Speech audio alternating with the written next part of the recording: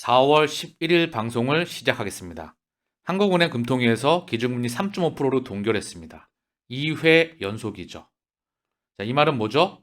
미국 페드, 미국 중앙은행의 금리 인상 중단 소식이 다가옵니다. 이거는 곧 주식과 코인 시장의 폭등을 의미하죠. 현재 주식과 코인 시장에서 그런 느낌이 감지가 됩니다. 비트코인이 먼저 또 달려나가고 있죠. 알트도 상승폭이 나오나 비트코인 대비 조금은 더딥니다. 그러나 이 미국의 금리 인상 중단 시그널과 함께 본격적인 폭등세가 오리라 저는 생각을 합니다. 비트코인은 29,000달러, 이더리움은 1,900달러 돌파하였다. 암호화폐 시총 1조 2,100억 달러. 이 숫자를 잊지 마세요. 큰 그림에서 그지에서 부자로 역전하고 싶으면, 부자에서 그지로 전락하고 싶지 않으면 이 숫자를 주목하시길 바랍니다. 시장 규모가 여기에 곱하기 1000배가 나옵니다. 시장 규모만 그래야 전 세계 파이가 맞아요. 주식시장의 전 세계 시가총액의 파이, 전 세계 부동산 시장의 파이, 전 세계 채권 시장의 파이, 실물 GDP의 파이, CBDC, 전 세계 스위프트 시장 규모와 노스트로 계좌, NFT, 그리고 스테이블 코인, 각가지 가상, 메타로 확장하는 실물과 가상의 공존을 대입해 봤었을 때 시장 규모는 1000배 이상 성장하는 게 그림이 맞겠죠. 그쵸? 그래서 여러분들은 초기 시장의 참여자다. 다만 그 성장 과정 안에서 현재 여기 흔들리는 파도를 넘어가면서 그러면서 바다에서 항해를 지속해 나가고 있는 겁니다. 자, 거시경제학자 연준 금리 인상 끝내면 알트 시즌 온다. 비트코인 저가 매수 적기이다. 자, 요거를 조금 필터링해서 조금은 공감하는 말이 많이 있어서 같이 한번 볼게요. 유명 거시경제학자 헨릭 제베르그가 암호화폐 시장이 새로운 알트코인 시장의 시즌에 접어들었다고 주장했다. 데일리 호들에 따르면 10만 7천 명의 팔로워를 보유한 제베르그는 본인의 트위터에 연준의 금리 인상 중단이 탐욕으로 이어져서 결국 알트 시즌을 촉발할 것이라고 전망했다. 자, 그는 비트코인의 최근 모멘텀 둔화는 매수 세력에게 저가 매수 기회가 될 수 있다.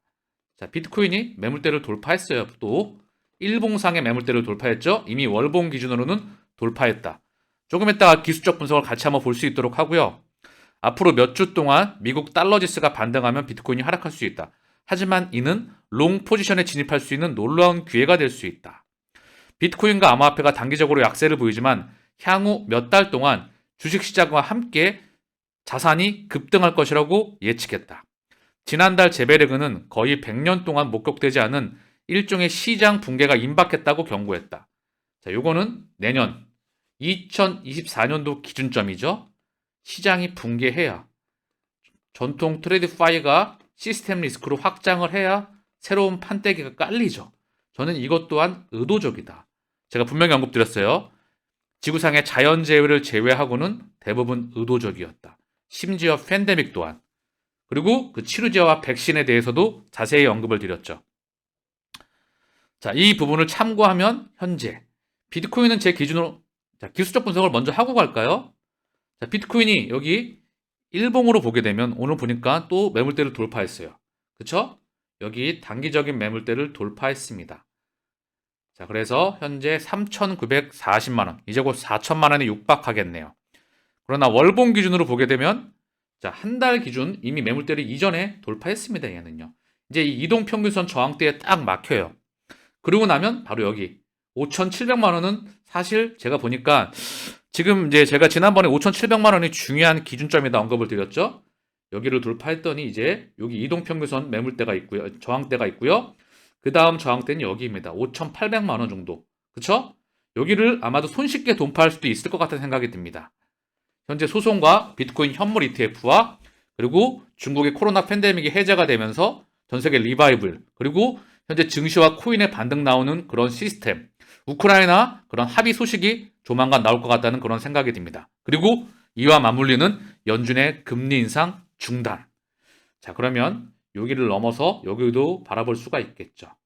강력한 폭등 시장이 예상이 됩니다. 자, 비트코인은 근데 여기 저점 매수 구간을 지났어요. 제 기준으로는. 그래서 떨어질 때 모아가라 그 말씀을 드렸고요. 비트코인이 아니라 알트를 모아가라. 이더리움이 아직 매물대를 돌파를 못했습니다. 이더리움을 보시죠. 상승이 나오고 있긴 합니다. 250만 원, 252만 원인데요. 자, 월봉 기준으로 보시더라도 얘는 아직도 비트코인 대비 상승폭이 더디죠. 이 말은 뭐를 뜻하죠? 조만간 본격적인 알트 시즌이 도래할 때 알트는 폭등이 나올 수밖에 없다. 그래서 이더리움이 이 상태면은 알트는 굉장히 부진합니다. 비트코인 상승폭 대비. 얘가 연준의 금리 인상 중단과 방금 전에 언급드렸던 그런 모멘텀들이 하나씩 터지게 되면 이것 또한 터지겠죠. 자, 그리고 XRP 680원 언저리입니다. 얘는 바닥에서 살짝 반등이 최근에 나와서 현재 요 매물대, 이동평균선의 매물대와 캔들상, 월봉상 매물대를 돌파 중입니다. 이거를 돌파하기 위해선 소송에 대한 그런 결과물이 필요하겠죠. 그리고 사실 얘는 올라간 게 없어요. 큰 그림에서. 요 상태이죠. 가장 문명의 주인공에 와 있습니다. 가장 화려하고 가장 오래 가장 파괴력 있게 코인 시장의 가상자산의 주인공으로 이더리움을 제끼고 비트코인을 제껴서 바로 모든 거의 중심이 될 XRP. 지금은 이 가격에 있다는 거죠. 얘 또한 떨어질 때마다 모아가시길 바랍니다. 참고사항으로 언급을 드리는데요. 모아갈 때 가장 좋은 시그널은 언제냐면요. 첫 번째 시기는요. 폭락해서 박박 기고 있을 때. 요게 1번인데 요거보다 조금 더 좋은 시그널도 있어요. 폭락해서 박박 기고 있는데 일시적으로 저점을 이탈해서 다시 올라오는 요거죠. 요게 가장 좋은 단계. 어쨌든 요 1번과 요건 참고하시고 그 다음에 폭락할 때마다 2번, 상승할 때 3번입니다. 이때는 이미 매물대가 돌팍 나와서 달려가고 있는 거기 때문에 제 기준으로는 매입하지 않습니다. 현재 알트는 뭐죠? 이더리움을 다시 한번 아까 보셨죠? 어떤 그림이죠? 이더리움의 가격은 현재 여기 있다. 알트가 현재 이 상태이다. 요거 돌파하면 폭등 나옵니다. 요게 샤펠라 또는 연준의 금리 인상 중단 그리고 우크라이나 합의 요 시그널과 함께 나올 것 같아요. 그리고 코인 시장 내부적으로는 리플과 SEC의 소송, 비트코인 현물 ETF 요거는 시장에 한번 달려가서 여기에 또 기름을 부겠죠. 지난 2년간 이동하지 않은 비트코인 비율 53%이다. 중요한 기사인데요. 시장에 유통되지 않은 비트코인 중 이동되지 않은 비율이 50%를 넘은 것으로 집계됐다. 모공 클릭 창업자 앤서니 폼플리아노는 데이터를 인용해서 유통된 비트코인 2개 중 1개 이상은 지난 2년 동안 움직이지 않았다. 오늘 이 비율이 53%를 기록하며 사상 최고치에 달했다. 5년 동안 움직이지 않은 비트코인은 약 29%, 10년 동안 움직이지 않은 비트코인은 15%이다. 실제로 5년 동안 움직이지 않은 비트코인 시가총액이 1,500달러를 넘은 것으로 전해졌다. 1,500달러. 자, 그러면 대략 한 200조 정도 되나요? 200조가 좀 넘나요? 이 정도 금액이고 이게 뜻하는 바가 뭐죠? 비트코인은 이미 선점이 끝났습니다. 기득권에 의해서. 자, 기득권의 움직임을 보여주는 거예요. 평생 묻어둬도 돼요. 필요하면 찌끔찌끔 팔아가지고 써도 됩니다. 이더리움 또한 제가 지난번에 언급을 드렸죠? JP 모건과 컨센시스, 이더리움 얼라이언스, 그리고 리플과 다 따로 노는 게 아닙니다. 뿌리가 같아요. 이들의 농락에 당하지 말길 바랍니다. 이들의 의도를 명백히 봐라. 폼플리아노 창업자는 270만 개 이상 비트코인이 분실됐거나 잊혀졌거나 세계에서 가장 절제력 있는 투자자들의 손에 있다는 의미이다. 세계에서 가장 절제력 있는 투자자들의 손에 있다. 누구죠? 기득권이에요. 자, 주식으로 따지면 기업의 오너입니다. 경영권 지분. 요거는 안 팔죠. 그쵸? 회사를 매각할 때 빼놓고는요. 최소 6개월간 이동하지 않은 비트코인 물량이 약 1449만 개, 1500만 개. 이는 투자자들이 장기적인 수익에 집중한다고 분석했다. 자, XRP가 뜻하는 바는 뭘까요? 자, 비트코인도 지난 10년이 넘는 기간 동안 미친 듯한 상승률을 보였었죠. 시가총액의 엄청난 메가 팽창이었습니다. 이더리움 또한 폭발적인 상승률을 보여줬었죠. 그러나 XRP는 현재 이 가격대에 있습니다. 다음번 끝판왕이자 주인공인 얘가 의미하는 바가 뭘까요? 이 펀더멘탈은 제 기준으로 기정사실화입니다. 의미하는 바가 뭘까? 그동안에는 아직 세상이 도래하지 못해서 눌러놨었죠. 그 도래하는 세상이 다가옵니다. 현 금융 시스템에 대한 붕괴, 새로운 금융 시스템에 대한 설정, 그때 바로 XRP가 필요하죠. 전 세계 CBDC에 유통되기 위해선 XRP가 반드시 필요합니다. XRP 레저를 통한 CBDC 개인 사설 원장을 통해서 확장해 나가는 그 시스템. 자, 미국의 애널리스트가 비트코인 스키즈 구간 진입했다. 투자 주의해야. 자, 볼린저 밴드라고 하는 보조 지표를 통해서 비트코인이 스퀴즈 구간에 진입하고 있다. 가격 변동을 예상하며 투자에 주의해야 한다고 경고했다. 자, 이런 거 나오면 필터링 하시길 바랍니다. 제가 기술적 분석을 해드리고 있죠. 이 차트 분석은 기본적 분석 기반 위에, 매크로 기반 위에, 실물 경제, 문명에 대한 기반 이해 위에 차트가 보조가 되어야 됩니다. 그래야 보다 정확한 기점을 따라잡을 수가 있겠죠. 콤파스로 조금 근거리까지 찍어낼 수가 있는 겁니다.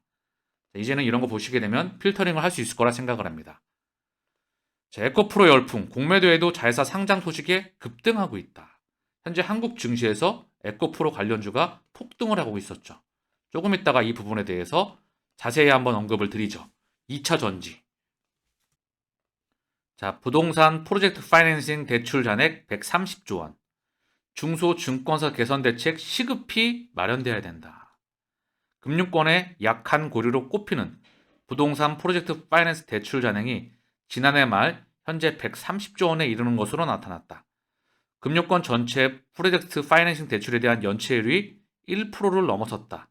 특히 증권사 PF 대출 연체율은 두 자릿수를 기록하였다. 자, 대한민국에서도 고금리가 이어지게 되면 시스템 리스크로 확장할 수가 있겠죠. 한국은 가계부채가 문제죠. 중국은 기업 부채와 금융기관의 부채. 자, 미국은 정부 부채이죠. 그렇죠? 유럽도 정부 부채. 자, 부채의 위기를 터널을 지나가고 있습니다. 이것 또한 해결하기 위해서 새로운 통화 시스템이 필요한 거죠. 그게 CBDC와 무관하지가 않고요. CBDC는 XRP와 연결됩니다. 자, 그래서 한국 또한 이 터널을 지나가야 되겠죠. 자, 상하이 업그레이드, 새로운 투자자 그룹 유인 가능성. 자, 며칠 남지 않았어요. 11일이니까 이틀 남았네요. 자, 상하이 하드포크, 샤펠라 이후에 이더리움에 대한 알트 시즌, 또는 연준의 금리 인상 중단, 또는 우크라이나 합의, 이 기준점에 본격적인 알트의 폭등 시즌이 예상됩니다. 폭등 말입니다. 폭등. 그동안 억눌려 있었기 때문에.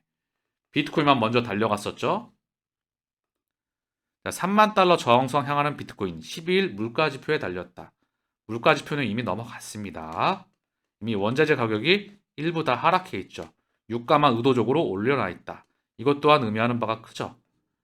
폭락하는 거에 대한 대비일까요? 어쨌든 중요한 건 원자재 가격은 현재 미리 하락해 있다. 은행 비트코인 혁명 받아들여야. 은행이 비트코인 혁명을 받아들이는 게 아니고요.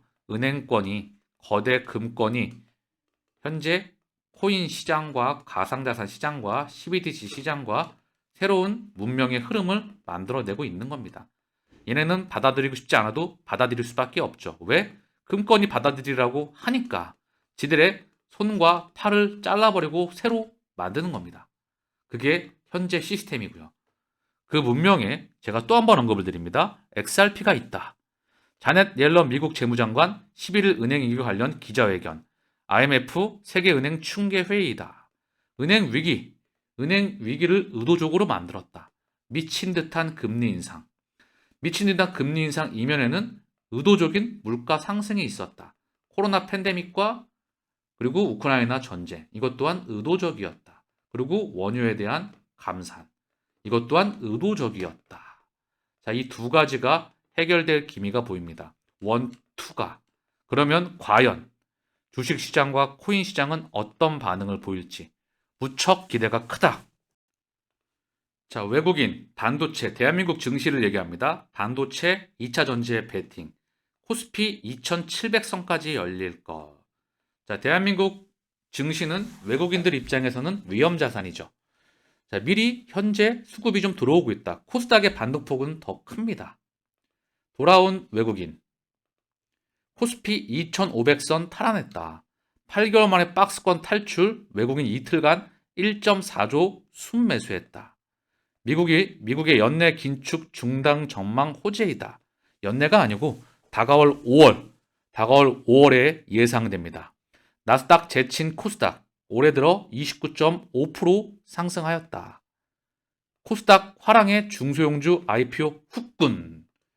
자, 기업들의 IPO 물량이 몰린다는 거는요, 금융시장이 안정이 돼야 돼요. 2023년도 본격적인 반등장이 와야 IPO가 진행됩니다. 금융시장이 폭락을 하면 아무것도 못하죠. 이게 의미하는 바가 뭐죠? 코인 시장의 폭등 또한 온다는 겁니다. 알트의 본격적인 폭등. 자, 한국 코스닥의 코스닥 150의 차트입니다. 엄청나게 반등이 나오고 있죠? 이 반등의 중심엔 2차 전지가 있습니다. 에코프로, BM, 에코프로가 있어요.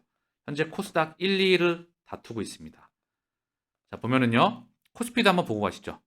이왕 본 김에 코스피도 박스권에서 이제 박스권 돌파가 보인다. 저점을 다지고 반등 나오고 폭락이 예상이 됩니다. 요거를 우리는 준비해야 돼요.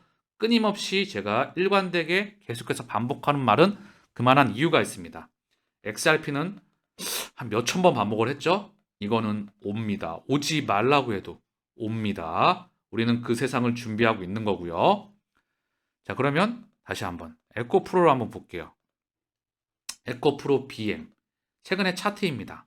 엄청난 몇 개월 만에 폭등이 나왔죠. 폭등, 그리고 점프, 갭으로 떠서 이때 물량 소화하고 다시 한번 폭등.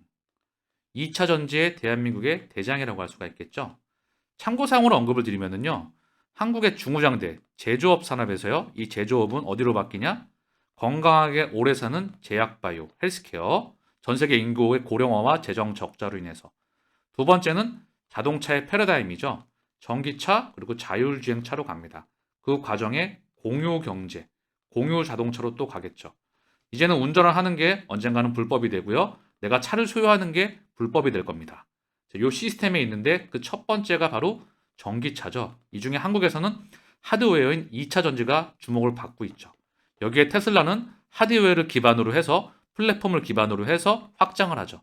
데이터를 미친 듯이 흡수해서 인공지능으로 확장을 하고요. 메타와 또한 우주로 확장을 하고 있죠. 이 시스템에 대한 준비가 오래전부터 돼 왔다. 이게 바로 통찰력입니다. 세 번째, 인공지능과 블록체인을 기반으로 한 그 확장성. 여기는 대표적으로 네이버와 카카오가 있죠.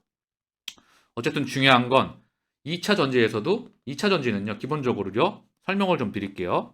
양극, 플러스, 마이너스, 음극재가 있고 양극재가 있고요. 양극과 음극이 섞이지 않게 하는 분리막이 있습니다. 그리고 이 전해질이 이동을 하게 되면서 전기를 충전하게 되죠. 생산하면서. 자, 그리고 캔과 캡이라고 하는 뚜껑이 있습니다. 뚜껑. 이렇게 4대 요소와 2대 부품이 있어요. 이 중에 양극재가 차지하는 절대적인 부가가치가 있습니다. 이 양극재의 대장이 바로 에코프로 BM이에요. 그리고 에코프로가 지주회사, 그리고 에코프로의 이동채 회장이라고 있습니다. 이 사람이 오래전부터 회계사 출신인데 오래전부터 IMF 때 엄청나게 돈을 많이 벌었었는데 건물을 갖고 있었는데 사업을 하고 싶다 그래서 쫄딱 망했다가 다시 시작을 해서 우뚝 일어난 한국의 존경받을 기업인 중에 하나입니다. 구설수에 올랐긴 하나 그 정도의 구설수는 충분히 받아들일만 하죠. 그리고 지금도 미친 듯이 투자를 확장해 나가고 있죠. 다만 이제 단기적으로 고점을 찍었다. 왜? 이때 개인들이 이미 많이 들어왔습니다. 이때 기관들은 들어왔고요. 이때 개인들한테 물량을 넘겼어요. 그리고 참고사항으로 언급을 드리면요. 한국의 전기차 비중이 몇 프로죠? 미국의 전기차 비중이 몇 프로죠? 내연 기관차, 휘발유와 디젤차를 타고 있는 전 세계 차 중에서 내연 기관차의 비중, 전기차의 비중이 아직 정말 비중이 미미하죠. 그렇기에 얘는 세계적인 기업이 됩니다. 제가 아까 언급드렸던 세 가지 섹터는 성장을 하겠죠. 플랫폼 기업을 중심으로 해서 제약바이오, 헬스케어, 건강하게 오래 사는 산업, 전기차의 패러다임, 자동차의 혁명, 물류의 패러다임. 이 시스템은 같이 성장을 해나갑니다. 원래 투자라는 게 사실 되게 쉬운 거죠. 시장이 미친 듯이 성장하는데 이제 거기서 침범하지 못하는 독점적인 경쟁력을 가지고 있는 애는 반드시 성장을 해 나갑니다. 양극재뿐만 아니라 폐배터리 그리고 전기차의 비중이 너무나 작기 때문에 성장할 수밖에 없겠죠. 얘는 먼저 그 가치를 부여받고 있는 거고요. 그러면 여기서 다시 한번 XRP의 가격이 어디 있습니까? 현재 앞으로 미칠 듯한 성장을 넘어 팽창, 메가 팽창을 합니다. 비트코인에 보여줬던 모습을 XRP가 보게 되겠죠. 얘만 못 갔으니까 메이저 중에서. 그러나 메이저의 결국 중심은 얘로 돌아오게 될 수밖에 없다고 저는 생각을 합니다. 자, 한눈에 좀 보이죠? 제가 기술적 분석을 또 한번 해보죠. 모든 거는 기반 지식에 많은 연구와 분석을 기본으로 해서 많은 배경 지식과 데이터들이 많이 쌓였었을 때 통찰력이 좀 보인다고 생각을 하거든요. 이미 1년 동안 이때 악재가 터졌었어요. 공장에 대한 문제와 그리고 오너에 대한 리스크가 터졌었습니다. 그때 폭락을 하죠. 한번 성장했다가 주가가. 그리고 나서 1년 동안 모을 기회를 줬었어요. 이렇게. 1년 동안 모을 기회를 주고 거래량이 터지죠. 그리고 이때 기관들은 모았고 이때 기관들이 이미 개인에게 넘겼습니다. 그리고 지금 개인에 미칠 듯한 탐욕이 여기 반영되고 있죠. 이미 수급으로 한눈에 드러납니다. 자, 보세요. 이 날짜를 한번 봐보세요. 여기 지금 3월 6일이죠. 3월 6일이죠. 3월 6일부터 현재 4월 11일이죠. 자, 수급을 볼게요. 에코프로 빔의 수급입니다. 3월 11일부터 4월 11일까지 210만 주 개인이 매집을 하고 있고요. 외국인과 기관은 넘기고 있습니다. 아까 보셨던 차트 보셨죠? 3월 6일부터 한번 봐볼까요? 똑같습니다. 오히려 400만 주로 늘어나죠? 엄청난 개인이 400만 주를 매수하고 있고요. 외국인과 기관은 각각 210만 주, 187만 주를 넘기고 있습니다. 즉 이미 저는 피날레를 찍었다. 그리 판단하고 있어요. 그래서 정리를 하면 XRP도 그런 시대가 반드시 올 수밖에 없겠죠. 얘는 다만 4년을 고생해도 한 달에서 두 달이면 끝냅니다. 얘도 1년 고생하고 지금 딱 3개월 만에 게임 끝냈죠. 마지막에 또한 개인들은 미친 듯이 담아대고 있습니다. 어쩔 수 없는 시대의 흐름일 수밖에 없어요. 자, 잊지 마세요. 어차피 개인들은 오직 가격만을 보기 때문에 이렇게 달려드는 거죠. 어쩔 수가 없습니다. 세뇌식 교육으로 인해서 미칠 듯한 탐욕, 역사적으로도 이미 반복돼 온 겁니다. 이때 넘겨야 되죠. 그러나 저는 XRP를 평생 묻어둘 생각이다. 그 가치가 끝이 없기 때문에 주식시장과는 비교할 수 없을 정도 시장 규모가 1000배 이상 상승하기 때문에 그 문명의 XRP는 중심에 있기 때문입니다. 자, 그리고 참고상으로 이야기가 나온 김에 배터리 얘기가 나왔으니까 배터리 양극에는요 NCM이 있고요 NCA 이게 있습니다. 니켈, 코발트, 망간, 니켈, 코발트, 알루미늄, 니켈, 코발트, 망간 622 넘어서 811 얘 또한 811 요걸 넘어가고 있어요. 니켈 60%, 코발트, 망간 20%씩, 니켈 80%, 코발트, 망간 10%씩. 마찬가지죠. 얘도 주행거리를 늘리고 그리고 계속해서 배터리 기술 또한 확장해 나가죠. 전고체 배터리까지. 자, 이미 얘도 오래전부터 준비가 되어 왔었습니다. 5년 전부터 투자 기회를 줬죠. 에코프로빔이 상장을 하고 전기차가 막 이제 태동을 할 때. 이미 지금 기대감이 선반영됐다는 거죠. 그러면 다시 CBDC로 연장을 해서 CBDC가 사용되기 전에 태동하기 전에 지금 XRP는 준비를 하고 있는 겁니다. 터질 수 있는 준비를. 사람들이 사용하게 되면 어떻게 되죠? 비중이 좀 확장하게 되면 이미 보이지도 않는 가격대에 갑니다. 여러분들은 이 마라톤을 완주를 하시기를 저는 간절히 바랍니다. 자, 에코프로도 마찬가지입니다. 월봉이죠? 엄청나죠? 엄청난 슈팅에 나오고 있습니다. 개인들의 엄청난 탐욕. 이제 제가 봤을 땐 피날레를 찍은 걸로 보여요. 이미 5년 전 이상부터 기회를 줬고요. 에코프로 BM은 대략 한 4년이 조금 안 되는 시간에 기회를 줬었습니다. 자, 그래서 굳이 얘를 매입을 하고 싶다. 그러면 떨어지고 박박 길 때. 참고상으로 언급을 드려요. 언제죠? 떨어져서 박박 길 때. 이미 근데 성장을 많이 했죠. 시가총액이 몇십 초에 이르기 때문에 성장이 많이 했습니다. 고로 얘를 굳이 매입하고 싶다고 한다면 자, 떨어져서 박박 길 때. 그러나 저는 이제 얘가 보이지가 않죠. 이유는 뭘까요? 코인 시장이 이제 얘의 5년 전, 10년 전 얘는 상장한 지 4년이 조금 안 됐습니다. 그러니까 얘 말고 이제 시기가 막 도래하는 바로 그 태동기라는 거죠. 1000배 성장하는 알트의 시중이 본격적으로 상용화되는 그 초입구에 들어와 있습니다. 상용화 전 메가 팽창, 우주가 팽창하는 메가 팽창 시기에 들어와 있다는 겁니다. 자, 에코프로뱀 상장하고 얘가 11,000원부터 31만 5천원, 30배 갔어요. 대략 한 2019년부터 2023년, 4년이 조금 안 되는 기간 동안 30배 갔어요. 과연 XRP는 얼마에 가 있을까요? 몇 배가 있을까요? 여러분의 생각은 어떠신가요? 2025년 중요한 기준점에도 언급을 드렸죠. 무척 기대가 큽니다. 자, 시장이 반등에 나올 수밖에 없다. 제가 항상 언급을 드렸어요. 나스닥의 연봉. 여기 있죠? 1년짜리 봉입니다. 자, 월봉으로 보시죠, 그냥. 자, 그죠? 여기서 반등 나올 준비가 돼가고 있어요. 한국 증시와 거의 비슷한 흐름이죠? 코스닥은 먼저 달렸습니다. 1번 라인 돌파 직전이에요. 2번 라인. 여기 돌파 나올 수도 있죠? 그리고 3번 라인입니다.